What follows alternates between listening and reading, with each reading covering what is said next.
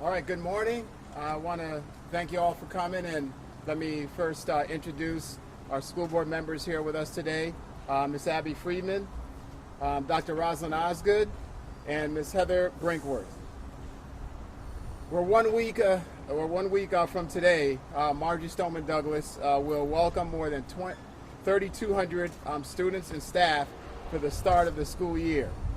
There's no question that this first day of school will be profoundly different and extremely challenging from any other opening of school that has occurred in its 28-year history.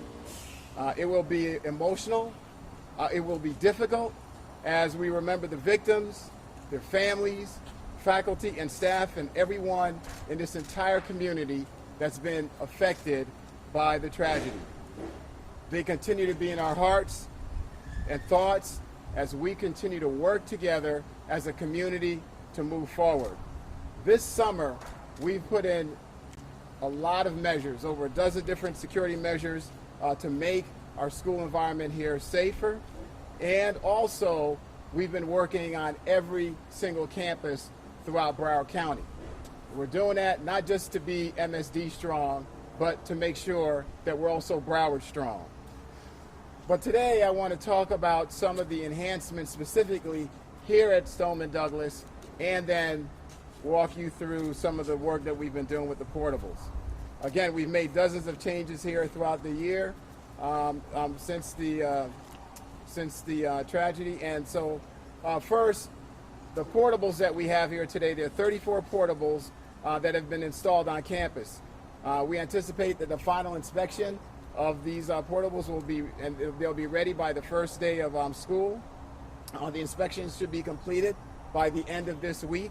2 of them will be used as wellness centers located by themselves in the courtyard. 28 of them are actually classroom portable spaces. 2 of them are for administrative uses, and 2 of them are for restrooms. As of today, all of the portables that you see here, all 34 of them, they have electricity, they've got air conditioning, plumbing has been installed for the restrooms, access ramps, they're in the final stages of being put together. There's furniture that's being delivered and set up in the classrooms that's nearly complete. The technology, the intercom system, the alarms, the security systems have been put in place and integrated with the rest of the campus, and they're going to be part of the final inspections that occur at the school.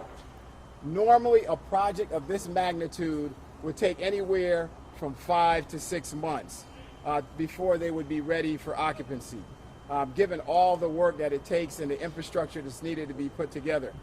I want to absolutely commend our facilities staff, the contractors and vendors that we've been working with to make sure that this happened. This work has been completed within 2 months, about half to a third of the time that it would normally take. It's been absolutely fast-tracked. They've done an outstanding job, and we want to continue to recognize and commend them. A variety of subjects are going to be taught in these portables. Students may be scheduled for 1 or 2 classes in the portables with the rest of their classes in the main buildings. Single point of entry, there's some other work that's been going on here. The video intercom system with a buzzer has been installed at the visitor entrance in the main office. So that will help to make sure that staff can interact with visitors appropriately. We put in controlled access card readers that will require staff to swipe their IDs in order to actually gain access to the main administrative building. We've updated our surveillance cameras.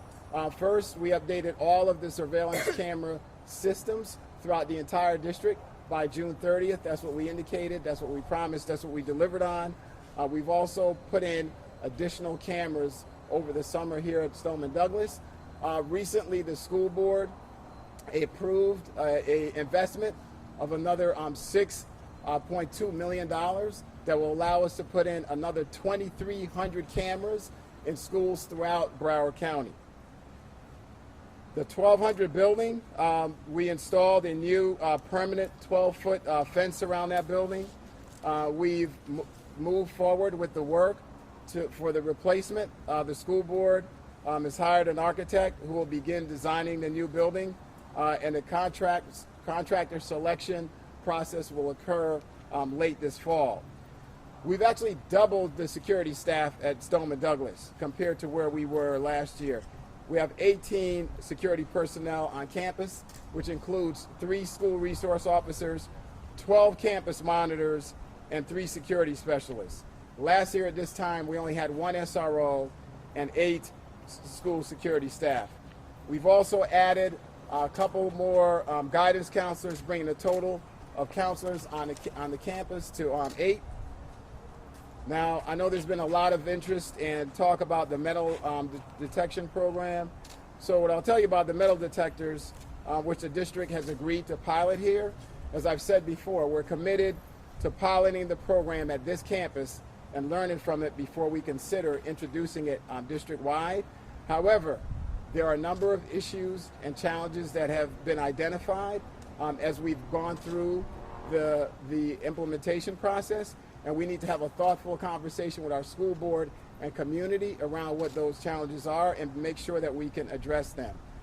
Next week on August 14th, the school board will discuss these issues at a workshop, looking at recommendations from our independent security consultant, Safe Havens.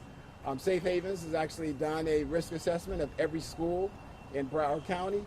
Phase 1, they have a report that we'll put together, which will be made available to the public and media.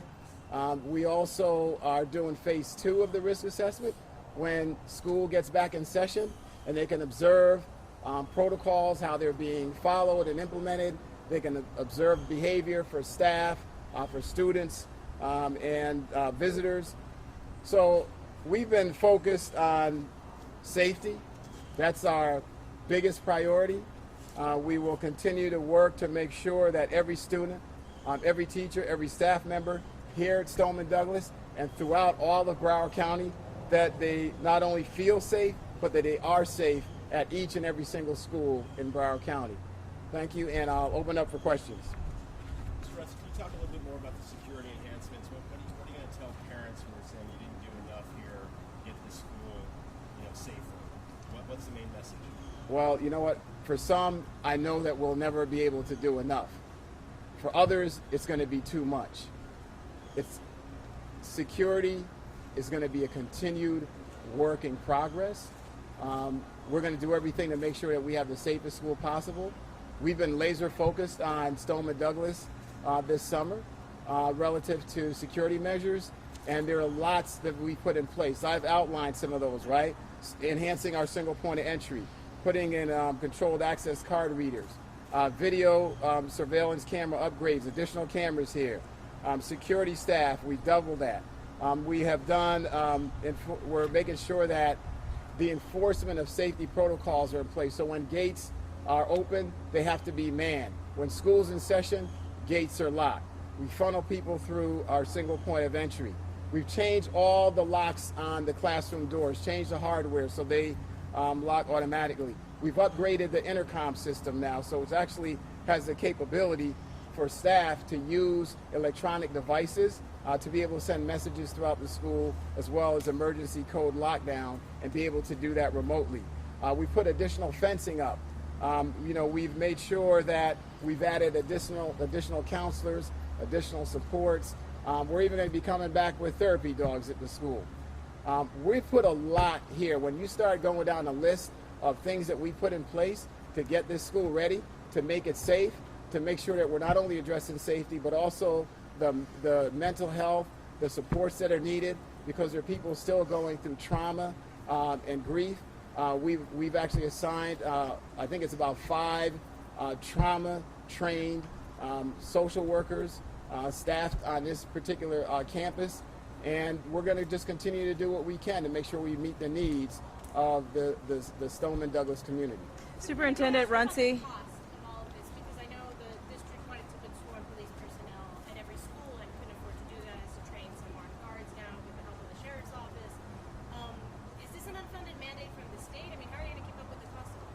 Well, absolutely. Most mandates that come from the state are unfunded. They don't provide you sufficient funding. So yes, there was a Marjory Stoneman Douglas School Safety Act that provided some additional dollars for mental health services. We got about $5.2 million for that. We also received some dollars for school resource officers or armed security personnel. That was about $8 million. But as we go through what the needs are in this district, in order to meet the requirements for one school resource officer or armed safety personnel at every school, the funds are insufficient. Moreover, I will tell you that I believe that Broward County needs more than just one at every school. Our belief is that the ratio should be 1 to 1,000. The other things that we need at our schools, we want to increase the number of campus monitors and security specialists, especially at our elementary schools, which typically don't have some of those resources there. We want those added as well. So I'm glad you asked the question. On August 28th, on the ballot is a referendum in Broward County for a $500,000 ad valorem tax, and I call it an investment. It's an investment in our future. It's an investment in securing the next generation, and it will provide us three things. One, it will provide dollars that will allow us to hire sufficient school resource officers and school safety personnel. Number two, it will allow us to provide compensation, salaries, and benefits to attract, retain high-quality teachers and school-based personnel. And third, it will allow us to hire social workers, guidance counselors, behavior specialists, reduce workloads and caseloads, and be able to better service our students that have challenges and needs. Again, that referendum will be broken down. 72% of those dollars will go towards the teacher salaries and school-based staff. 20% will go towards school resource officers and school safety personnel, and the other 8% will go to educational programs, which we define again as for counselors, social workers, behavior specialists. It's for 4 years. It equates to about $10 a month investment for the average homeowner in Broward County, about $5 for one that has a condominium. So we're hopeful that we'll be able to get those resources to fill the gaps that have not been met by the state in terms of what our needs are. Well, the last time the voters approved money for the school district for school renovations, those haven't really been spent as quickly as voters have been promised. Why should they trust you this time with more money? Well, I would say a couple things. One, the dollars that the district has asked for and voters approved for capital renovations, those are capital dollars. They cannot be spent on salaries or any operational pieces. The dollars that we're asking for are strictly for, again, operational pieces, specific for the personnel enhancements that we just identified. Second thing I'll tell you is that when we launched our capital program, we hadn't done a bond program in about 30 years. And it took us a while to make sure that we had put the right team in place, that we changed our policies, our processes. Yes, we had some hiccups along the way. We've had to address those because our focus has always been to do this right, to make sure that we are spending our taxpayer dollars appropriately. And out of that whole entire bond program, we have just leveraged about 20% of it so far. The other difference I will tell you now is that the dollars that we're asking now for the referendum, they're just going to go straight into what we already do. We already hire and pay teachers. We already hire and pay security staff. We already hire and pay guidance counselors and social workers. So that is going to be a very straightforward thing. It's something we already do. It's not something that we haven't done like the bond program in 30 years and have to figure out how to ramp up for it. So we're pretty confident and we know how that's going to be distributed because we're getting dollars now. We're just not getting enough. The final thing I will say is that we will do an annual audit and we'll make that available to the public so everyone knows how those dollars are distributed based on how we have promised. Superintendent Runcie? Superintendent Runcie? Yes. Could you respond specifically to some of the parents of the victims who are calling for you to resign and are holding you personally responsible for what they're calling the missed red flags and warning signs of the shooter? Yeah. So what I will say is that first thing we need to note is that this tragedy was created by an individual that had serious mental and behavior challenges that we've seen from reports that have come out. And, I think we need to try to figure out how to move forward as a community. And, it's hard to imagine the pain that the Parkland parents feel who lost their children or whose children were affected by the shooting. Everyone, including the school board, they want answers, they want solutions, and they want them as fast as possible. We're about a week away from the start of the school year, the first school year since the tragedy occurred. And as we prepare for our students coming back, we've been laser focused on security. As I said before, for some, it's never going to be enough. And for others, it's going to be too much. So again, improving school safety and security is going to be an ongoing piece of work. So we're on a journey where there's no easy fix, and it's going to take us a while to go through this very difficult process. But at this moment in our journey, what we need in this school system, in our community, is stability and leadership. We need increasing resources and supports. And that is what our school board, and the entire district has been focused on providing. We're delivering an unprecedented amount of counseling and trauma services here and throughout the county. We've opened resiliency centers that have served thousands here since February. We're providing ongoing counseling and social services to families as needed with partners like the Children's Services Council. Cindy Amberg-Seltzer is here, who's the CEO of that. We've been providing comprehensive wellness training program all throughout the community. We've recently engaged the Center for Mind-Body Medicine through some financial support from the Chan Zuckerberg Foundation. I've personally been having face-to-face meetings with families and students who've been injured in the attacks to discuss their needs, what kind of supports they need. We've held numerous meetings with students, faculty, staff to check in on their well-being. We're going to continue to do that throughout this school year. And so I'll just reflect back, as you asked that question, in 2011, when I was hired, our school district at that time was facing enormous challenges, right? So as you remember, we were facing a $66 million fine for class size violations. We had Broward County accounted about for 70% of the out-of-compliance classrooms in the state of Florida. Our student enrollment was dropping by about 2,000 a year. People were leaving the district.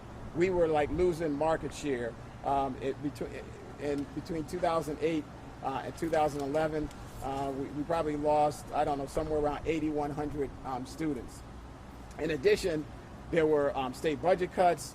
Our healthcare costs were like skyrocketing.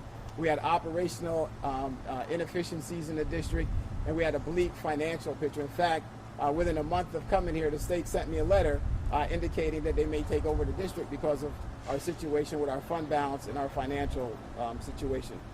All of those challenges, they've been addressed, and I will tell you that the district is on the right path. We've improved academic performance. 96% of our schools are rated as A, B, or C schools. Over the last couple of years, we've had a 77% reduction in our D and F schools, and we only have one F school remaining in the district. Our graduation rate is at a historic high. Our advanced placement rates, which are college-level courses that our kids take, they're highest they've been in more than a decade. Our third-grade reading scores are among the highest among the large districts in Florida. That's a key benchmark for long-term academic success. Our students also have great opportunities. They've actually taken and passed over 10,000 industry certifications. We have 3 technical colleges in the district. Those technical colleges, our students earn more industry certifications from them than any other county in the state of Florida. We've continued to expand innovative programs.